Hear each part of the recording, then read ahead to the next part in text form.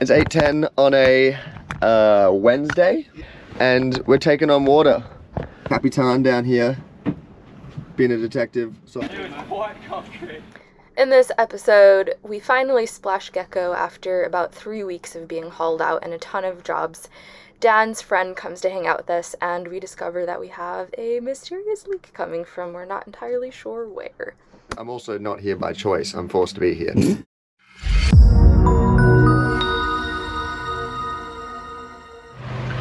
Today it's raining again, and I'm trying to do work in between the bouts of rain, which is really hard because everything is wet. But right now we have a brief spell of sunshine. There is that on the horizon. That's the direction the wind's coming from, so I'm guessing that's gonna hit us next. But I'm in a little sun patch, so I'm gonna get the solar panels on. This is the new one, 100 watt. That's the old 50 watt, so I'm just gonna measure this up against here to figure out where to put these flippy dippies on. And I just need to make sure that these are the same connectors, but I'm pretty sure they are. But I'll just hook one up quickly and see. And so I have drill bits, pencil. That's pretty much all I need for that, and maybe half an hour of not rain. So I'm just gonna start by connecting these hookups up to see if they fit. And then if they do, I'm gonna put the panel up against the side here, mark on the panel where these little rails are gonna go, and then take it apart and drill it, put it on, bim bam boom. Should be pretty simple.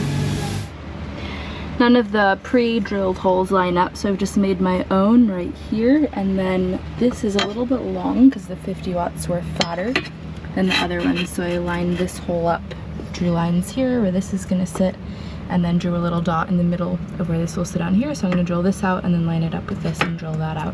And then these rails are super awesome for connecting the solar panels to stanchions. It's a really simple system. Here's one set. I'm pretty sure that these are European things. I got them in French Polynesia, and a lot of my European friends have them on their boats. I think Sea Dog is a US company that makes an equivalent, but I can't speak for Sea Dog products positively. I'm sure they make some nice stuff, but I bought Sea Dog dogs for my 4-deck hatch, and they just keep breaking. They're expensive, and I run through so many, but they're the only dogs I can find that work for that particular hatch. So I don't know about their solar panel brackets, but if you can find this kind, they're amazing. So it's just a runner, and if you buy it new, it'll probably come with a really long length, and you just cut it to size. And then these fit into the runner, and it's adjustable, so you just undo this bolt and you can move it around wherever you want. You can see they've been in, I bought these used, they've been in a lot of different positions. I'm just going to keep the position of where they are now because I think it's probably the same as the old ones. It'll be good. And then you have these plastic guys, so they slide into here, one on each side, and then you have this thing, plastic goes on this guy, and then you put this around your rail, and then this just screws in and tightens it down to however tight you want it to be. They're really easy to take on and off. Like if there's big weather, I'll take them off, or if I'm leaving the boat. So if you're looking for a way to mount your solar panels, I do recommend, I don't remember what they're called or what brand they are, but you can probably find them just googling around solar panel mounting brackets, boat, stanchion, something. Okay. I'm upgrading my solar, so I used to have two 50 watt panels, one on either side of the boat on the flip ups. In the back I had two 20 watt panels kind of next to each other. So what I've done is I've purchased two new 100 watt panels. Those are going to replace the 50 watt panels, and I'm going to take one of the 50 watt panels and replace the two 20 watt panels because those are getting pretty old. So I'm going to go from having 140 watts of solar to 250 watts of solar, which is really exciting. I'm not changing the batteries or anything else except for the charge controller because that needs to be able to be a bit bigger. My old one had a limit of 200 watts, and so I needed to get a step up for that. I just buy the Victron one, nothing fancy, no Bluetooth, just sort of the basic run-of-the-mill cheap. But I'm hoping that this just helps the batteries charge a bit better and a bit faster, and I'm able to use a bit more power. Alright, I've got both the rails on, so I'm just gonna hook this puppy up. Okay, first solar panel hooked up. Check it out, every day in the boatyard you have to clean off your solar panels because of all the dust in the air. A lot of this is our dust, but it really reduces their solar tower. So paint is drying. I'm going to switch out this little dude for this bigger dude, so it's the same procedure as before. Take it off, measure up, cut, drill, proceed.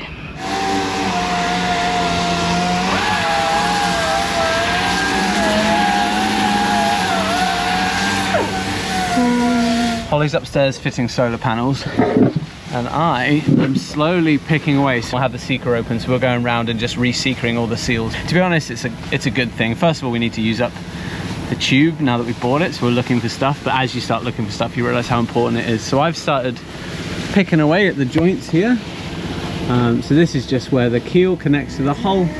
It's all sealanted in there, so it's quite easy. I can just sort of, as I'm going,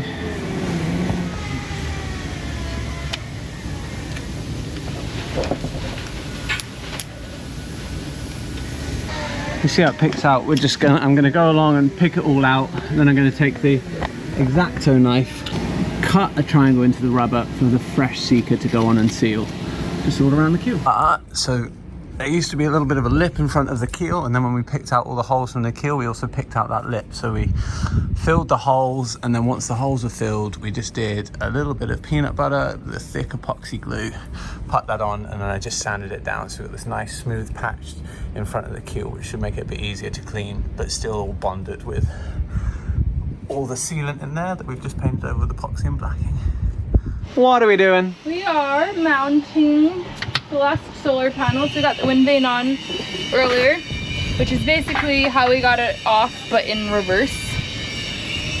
And now I've just put these brackets on. So I'm changing out, there used to be two 20s on here, and now we're putting one of the old 50s. So I got the back to line up those two bolts you can see here that are sticking out with the threads. I lined those up with the back of the solar panel and drilled them out so the solar panel sits on those nicely. Those are already in here, and now I'm just drilling out new holes here for the front of the panel to go on, and then these will go up through Absolutely beautiful panel. So then recycled bolts. This one I'm just countersinking with a huge drill bit because I don't have a countersink bit. Is it on it? Really good to find it. Is it available? This is also fine. I think so. After we splash, we're immediately sailing to Magnetic Island, which is a beautiful place but doesn't have that many resources. So one of the things that we're doing while we're hauled out and we have access to big grocery stores and the use of Rich and Mel's truck is we're going to do a huge provision run and stock up the boat for our trip to Indonesia, which isn't happening for another couple months. But if we top up all the cans and dry goods now, we can just keep them topped up throughout Australia so that when we leave, it's not as big of a deal.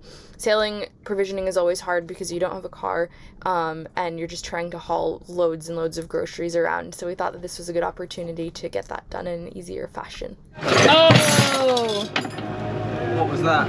That was all the tools. Oops. We are putting away all the provisions right now, and there's some stuff that I haven't thought about because I just do it, but when Dan and I are doing it together, he pointed it out as cool tips for provisioning your boat. So I'm just going to talk about some of the places I store things and why, and how I store things and why. So I don't store anything in its cardboard because of two reasons. One is that cockroaches lay their eggs in cardboard, and I really don't want to get cockroaches. A lot of boats have them, and I'm just super careful not to get them. The other reason is that the cardboard just kind of gets soft and disintegrates over time, or if it gets wet, it's just really annoying to clean up.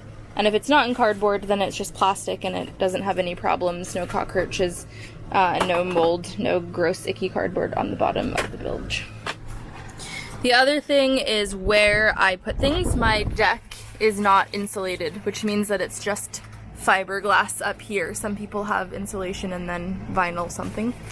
Which means that it gets very, very hot during the day. So everything in these top lockers gets super hot. So I don't have any food up here, just things.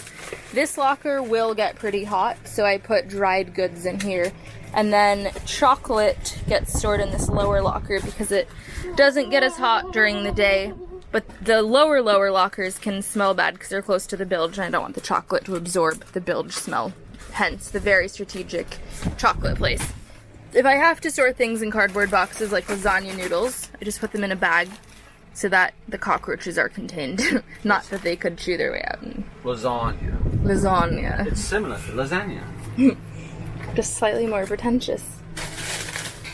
And then relabel your shit so you don't get confused in a week's time.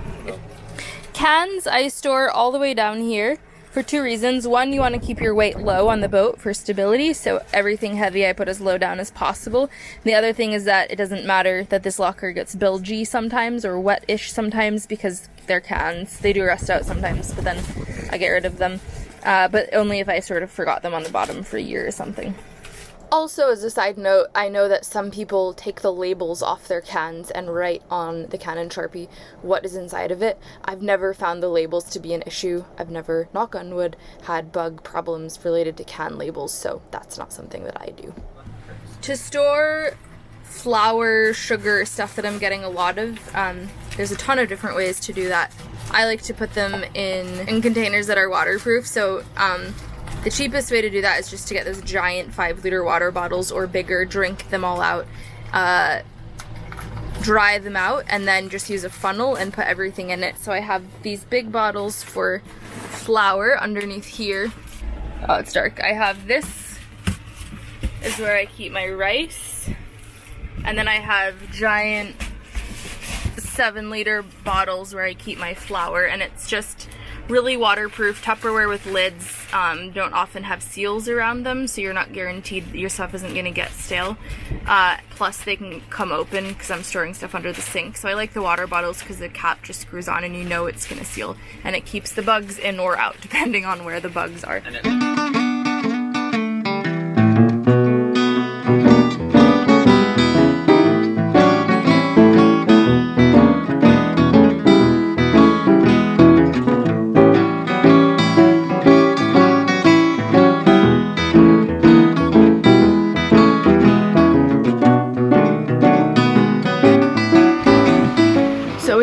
A 4-day weekend in Australia. Today's Friday. There's no one in the boatyard. There's gonna be no one Saturday, no one Sunday, no one Monday. Which is actually really nice. But last night, Dan and I finished up the spices. So I can show you our spice drawer. It took us 2 nights to do this. Also, we're, you know, tired at the end of the day. We're not gonna put in more than an hour or two. But we did a big provision yesterday. We got all of that put away, which feels really good. We probably took about 3 hours, I'd say, to do the provisions and all the spices. So some of our spices are in here. So these are the mason jars of spices, and then I have a little list here of what we have inside. This used to be the big things drawer. This is the big thing. It lived in the drawer.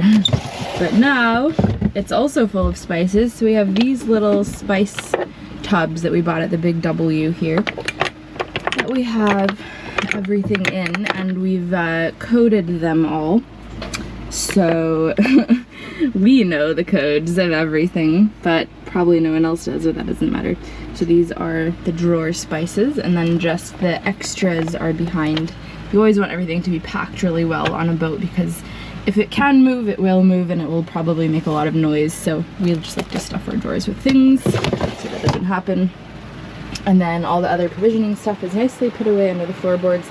Slowly but surely, Gek is starting to go from being a boatyard boat into being a living on boat, and that feels really good too. It was white concrete.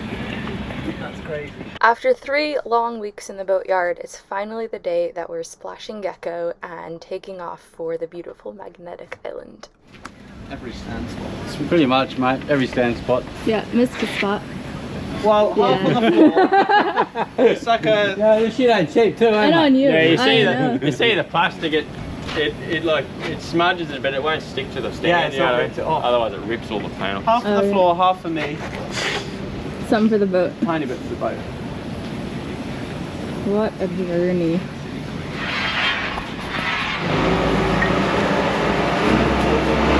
There she goes.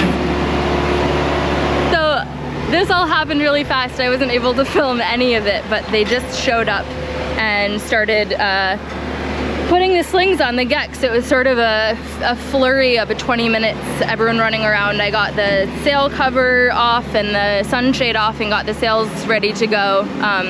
And now they're launching the Gek, so I guess here we go. Hose down?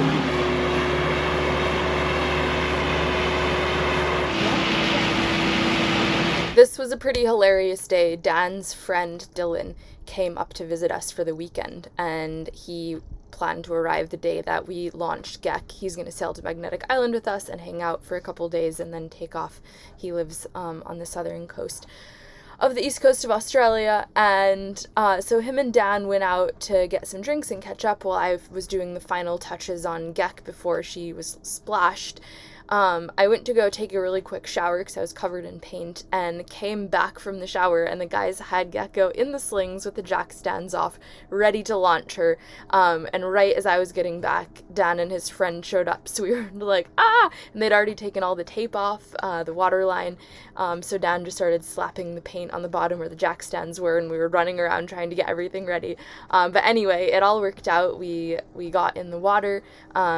Dan and Dylan immediately got seasick, so I had a nice little solo passage over to Magnetic Island, and it felt so good to finally be back in the water and be, living on a boat again, not a job site.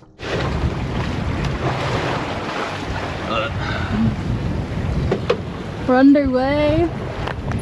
Just classic Gecko sail. Got a leak coming from somewhere, so Dan's emptying out with the baler into the sink. Full sail.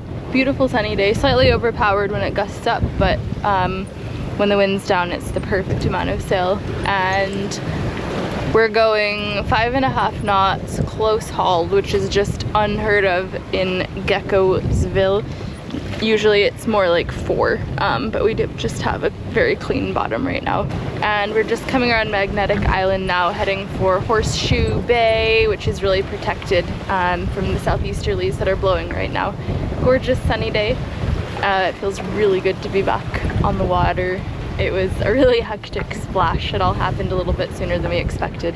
Unfortunately, I did not get footage of the dinghy being lifted up by forklift onto the bow of the boat, which was hilarious. But the important thing is that Gecky Poo is in the water. I didn't max out my card paying the marina bill, the haul out bill, although I only have $80 left in my bank account now, so that's fun. And we're probably just gonna hang out in this bay for the next week or 2 and just sort of chill. And we've been working pretty much a month and a half straight with only 1 or 2 days off in that whole time period. So now it's just time to kind of relax and play and enjoy the boat for what it is, which is not a working vessel, but a pleasure vessel. We are in Horseshoe Bay, and it's really pretty here. It's 8:10 on a Wednesday. Yeah. Yeah, on a Wednesday, and we're taking on water. We've got El Capitan down here, being a detective, solving problems. I'm just the deckhands collecting the tools. The deckhand collecting the tools. Looking good while doing it. Thanks, mate. I don't know much about boats. Dan informed me this morning that water under the boat, good. Water in the boat, bad. So I'm slowly learning things. Yeah, we had like, how much did you say in there? It's half a Bunnings bucket. Half a bucket. Oh, true. What's that? That's a 10-litre bucket, probably? Yeah, about 5 litres of water. Oh, thank you. And my pump, please? He hasn't gotten that one yet. He's a slow-moving man. So what I'm hoping it is that I just need to relube the stuffing box. It has sat for a long time. So I've got my stuffy grease down here, but there's a significant amount of water under the engine. So what I'm going to do is pump it out and then see if more is coming in. But there's this section, and then there's another section that's filled up, and then there's another section that's filled up. So I'll get this stuff from the back. It's not coming out of here very well.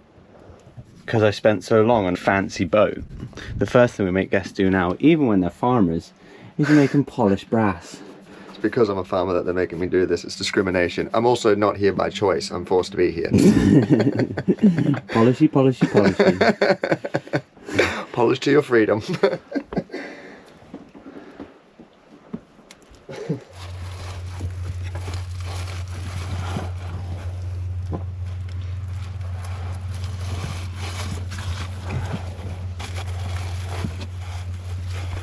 Baby.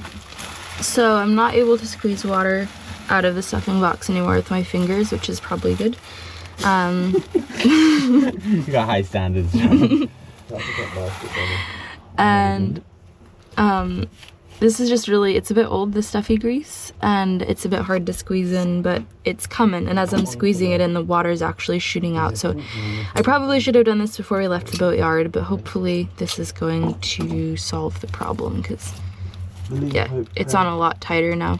And I also have the ratchets down here. I'm just gonna check that this hose clamp is tight enough and just keep squeezing goo. Dan is cleaning up all the water that accumulated under the engine, and then as long as we don't run the engine, nothing bad should happen. So we're installing this bottle opener. One of my friends in Maine gave this to me when I left 5 years ago, and I've just been hanging on to it, thinking one day I'll install it. Today's the day. Dylan just polished up real nice. Yep.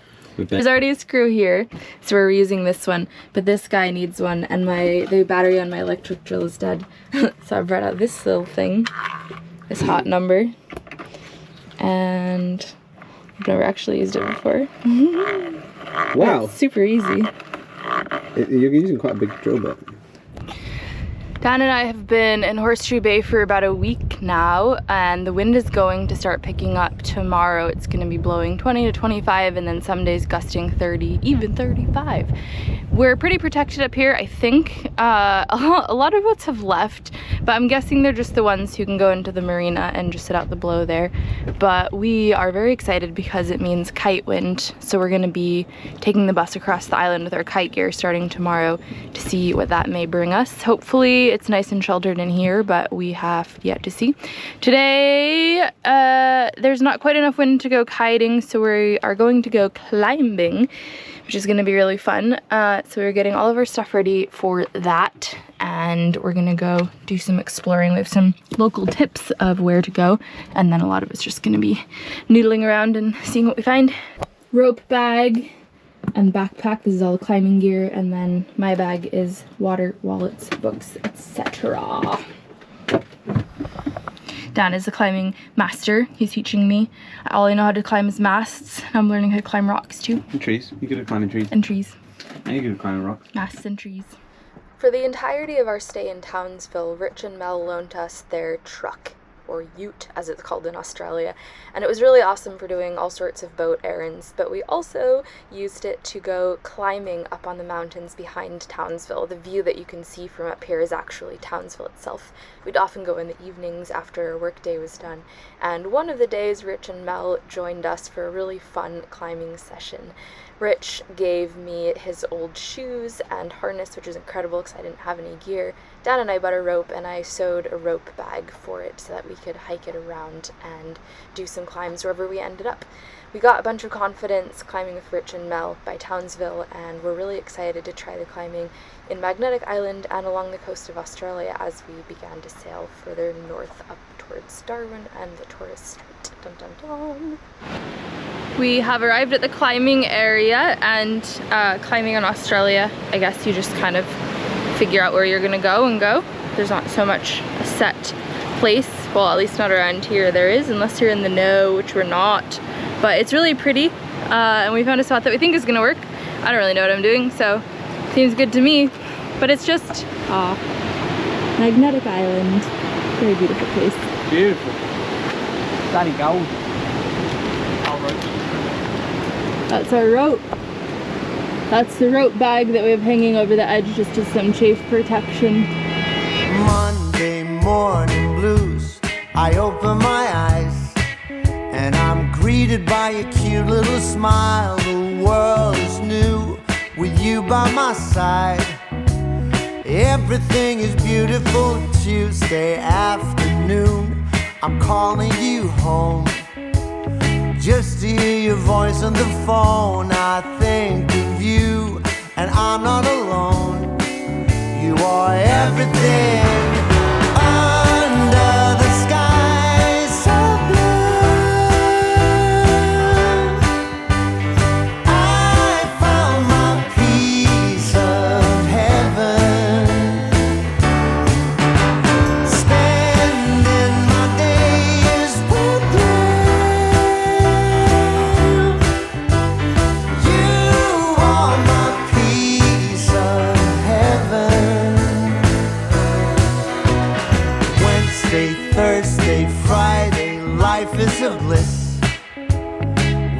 up with you in my arms. I've got it all, and nothing's amiss.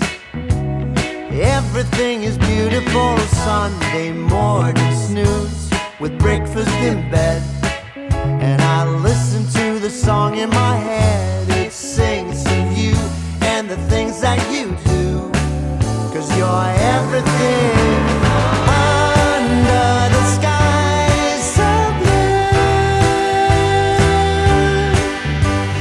I found my piece of heaven, spending my days with you. You are my piece of heaven.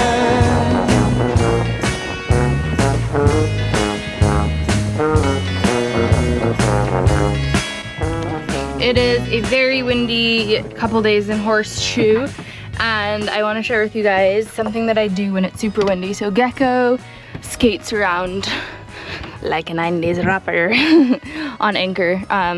When it's really gusty, she'll round up 90 degrees in each direction, and then just at some point the snubber kicks in and just whips her back around. It's super annoying.